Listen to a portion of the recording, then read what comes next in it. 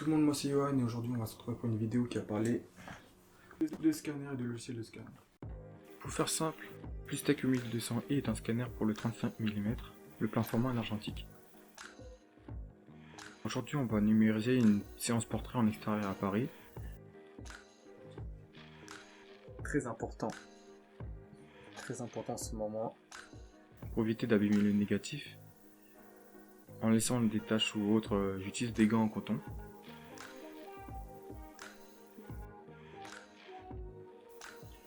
Avant de scanner chaque négatif, j'enlève la poussière avec une soufflette au préalable.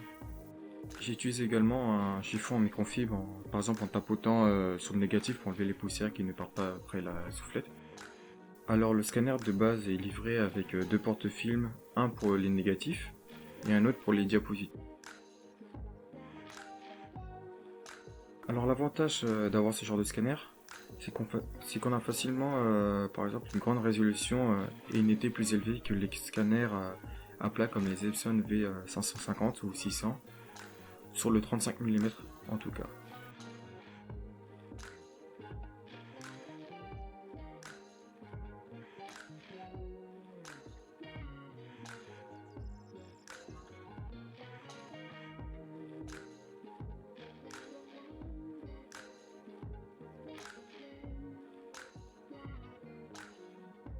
L'utilisation du scanner est assez simple, il suffit de faire glisser le porte-film à l'intérieur du scanner et de le faire glisser manuellement à chaque fois qu'on numérise une image.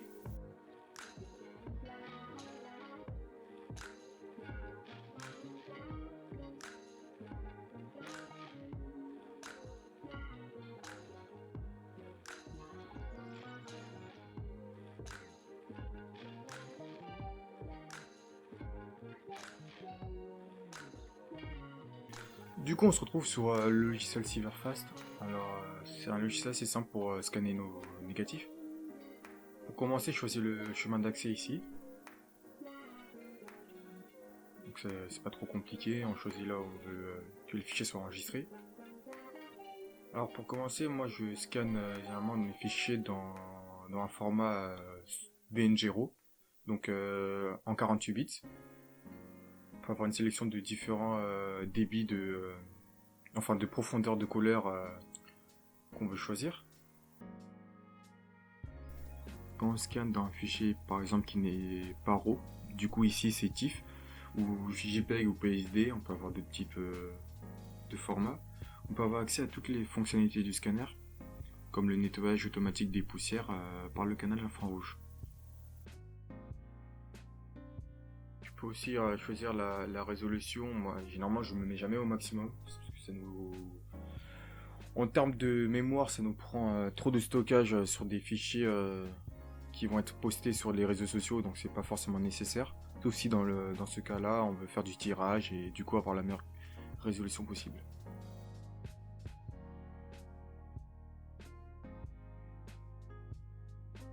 Alors pour le cadrage, généralement, moi je me prends pas la tête.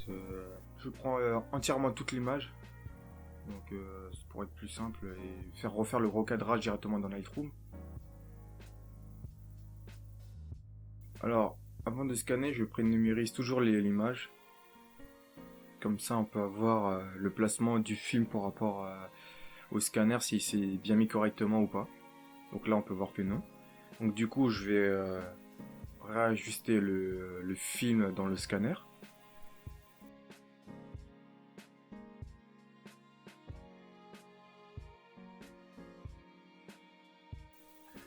Par contre, en DNG, on peut utiliser aussi la fonctionnalité multi-exposition qui va nous permettre de rattraper des données dans les hautes lumières et dans les ombres.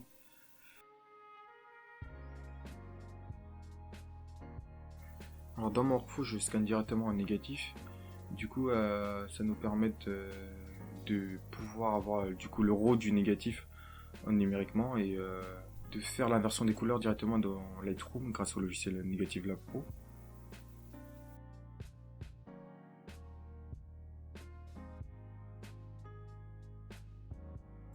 Généralement, je prends en moins environ, je dirais, je prends 1 minute par image. Donc c'est assez rapide, je trouve, en termes de numérisation. Donc en 30 minutes, 36 minutes, j'ai déjà fait toute ma pellicule. Et pour la version des couleurs, généralement, je prends... Enfin, c'est tellement rapide que ça me prend au moins 2 minutes.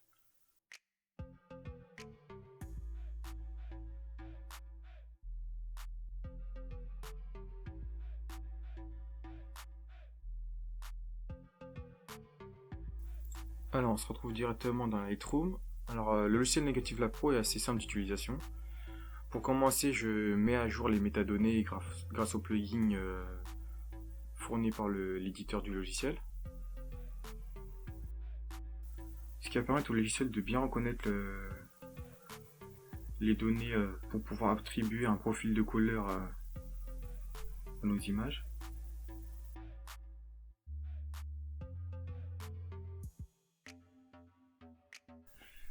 Avant de faire aussi l'inversion, on va commencer par mettre à jour la balance des blancs. Il suffit de piper sur un bord du film qui n'est pas utilisé.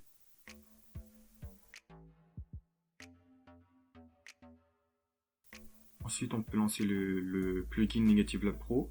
On choisit bien notre source de fichiers. Par exemple, ici, c'est des scans. Un color model, alors on peut soit en mettre, soit pas en mettre. On peut avoir des émulations de scanners haut de gamme comme le Noritsu et le Frontier. On peut même aussi scanner directement notre négatif en noir et blanc. On peut déjà jouer sur la presaturation du négatif. On peut avoir aussi un pourcentage sur la compréhension de l'analyse sur les bords. Si les bords vont être compris dans l'analyse ou pas.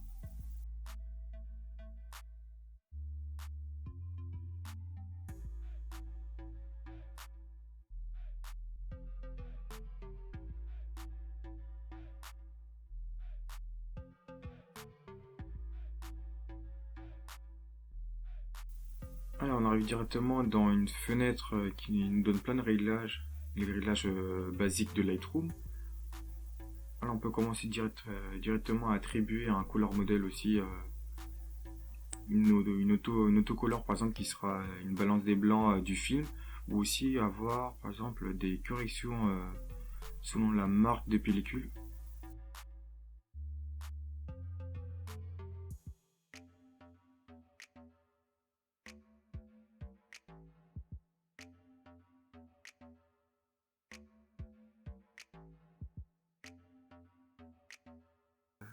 On peut utiliser aussi différents types de courbes de tonalité. Par exemple ici en linéaire, linéaire gamma, linéaire profondeur ou linéaire flat. Généralement j'utilise la courbe de tonalité linéaire.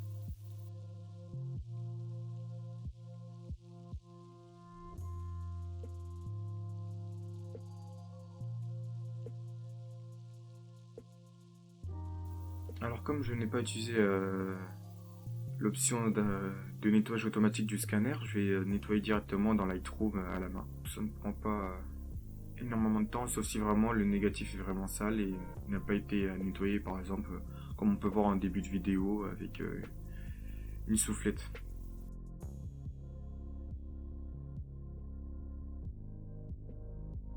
Je pense que vous avez compris, je suis grave fan de ce logiciel.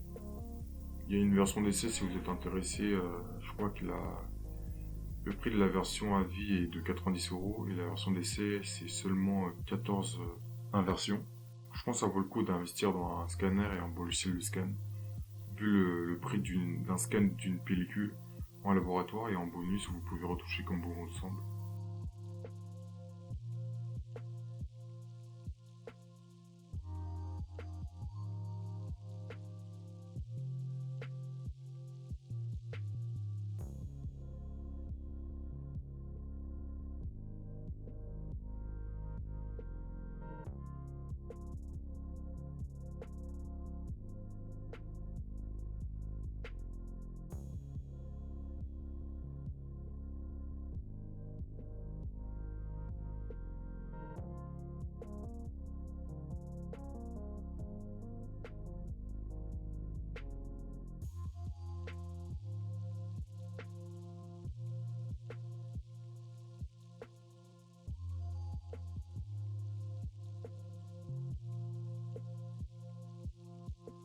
on arrive à la fin de la vidéo. Si vous avez des questions, c'est dans les commentaires. N'hésitez pas à donner votre avis sur ce genre de vidéo. Et également, allez voir les photos sur mon Instagram et si vous êtes intéressé, me donner votre avis dessus.